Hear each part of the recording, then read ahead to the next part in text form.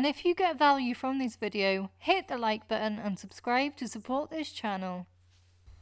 Right then, so to get to the pollen filter, what we're going to do is open the glove box on the passenger side. And then once we got it open, we're going to have to locate the two bump stops that stop it falling out. So basically, just up by here, you'll see the one on the left.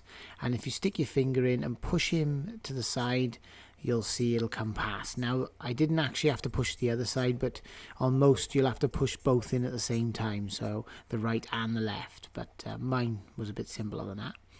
So once you've got the glove box down, you've got to locate the heater box.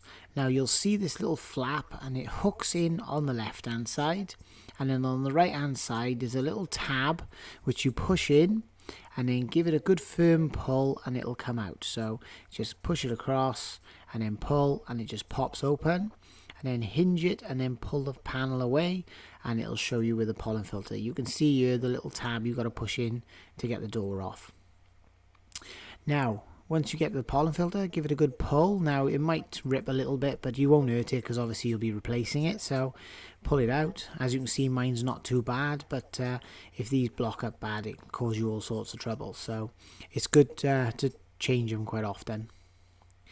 So, here's my new filter. I'll just compare it to make sure it's the same. Now, you can see it'll only go in one way because it's got a corner cut out. Make sure you make note of which way it came out, so you put it back in the same way as it come out.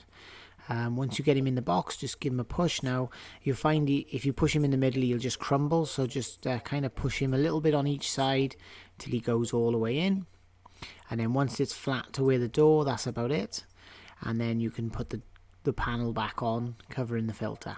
So obviously hook him in on the left hand side, hinge him around and give him a firm push and clip him in, and that's it. Make sure he's nice and firm. Now with the glove box, all you need to do is lift him up, lift him past the clips, and he'll just click into place, and then that's the glove box back into position. And then just make sure that obviously it stops where it should. So that's it, guys. Thanks for watching, and hopes this helps.